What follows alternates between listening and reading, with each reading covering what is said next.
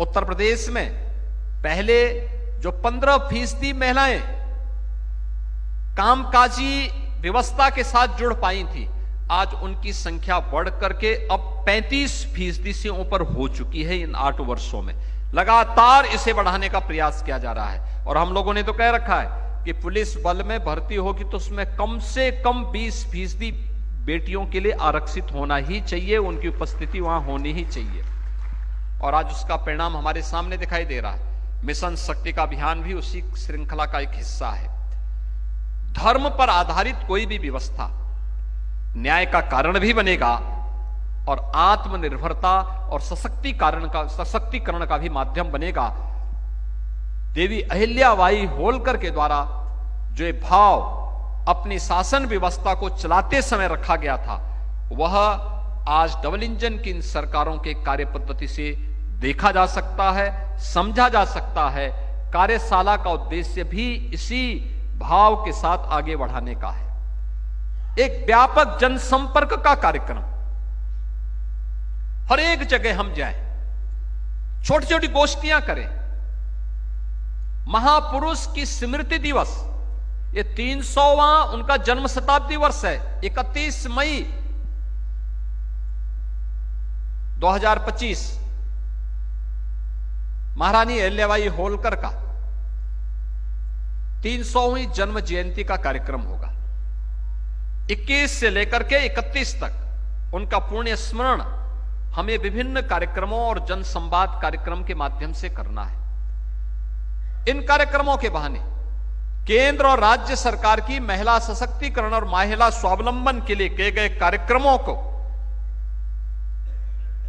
अलग अलग प्रकार से रेखांकित करने के लिए, क्या जो शौचालय बने, 12 करोड़ शौचालय देश के अंदर बने, क्या ये महिला सशक्तिकरण का आधार नहीं था? 80 करोड़ लोगों को फ्री में राशन की सुविधा का लाभ देने की व्यवस्था हुई, क्या यह महिला सशक्तिकरण का आधार नहीं? क्योंकि गृहस्थी का संचालन तो एक नारी करती है, उसको पता है कैसे घर चलाना है। आयुष्मान भारत के माध्यम से जिन 50 करोड़ लोगों को देश के अंदर स्वास्थ्य की सुविधा का लाभ प्राप्त हो रहा है, यह महिला सशक्तिकरण का उदाहरण है। 12 करोड़ परिवारों को उज्ज्वला योजना के अंतर्गत जो रसोई गैस के सिलेंडर प्राप्त हुए, तो फेफड़े भी खराब होने से बचे, आंखें भी खराब होने से बची। यह भी महिला सशक्तिकरण का एक उदाहरण है। और यही नहीं, यानी यह श्रृंखला केवल यहीं पे थमती नहीं है। ये भारतीय जनता पार्टी की डबल इंजन सरकार ने नारी बंधन अधिनियम के माध्यम से जिस कार्यक्रम को प्रधानमंत्री मोदी जी ने पंचायत से लेकर के संसद तक अब उनकी 33% उपस्थिति अनिवार्य हो, इसको एक गारंटी के रूप में दे दिया है। एक गारंटी उसी श्रृंखला का हिस्सा है कि आधी आबादी आज जीवन के प्रत्येक क्षेत्र में, वह ग्राम प्रधान हो या देश की संसद में,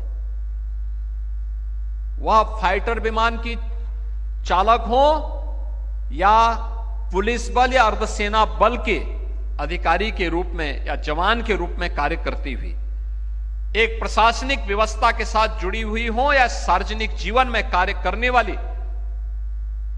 एक किसी स्वयंसेवी समूह के माध्यम से अपनी सेवाएं समाज को प्रदान करने वाली एक सामान्य नारी के रूप में अपना जीवन यापन करने वाली, इन सभी का अपना अपना योगदान है समाज के निर्माण में। हम उनके सामने जाकर के डबल इंजन सरकार के द्वारा जो कुछ भी किया गया है उसके प्रति कृतज्ञता ज्ञापित करते हुए अगर हम उनको बताएंगे कि ये चीजें हुई हैं और आने वाले समय में ये कार्यक्रम सरकार के द्वारा आयोजित होने वाले हैं, तो मुझे लगता है कि यह देवी अहिल्याबाई होलकर के प्रति हमारी विनम्र श्रद्धांजलि होगी, हमारी ओर से कृतज्ञता होगी।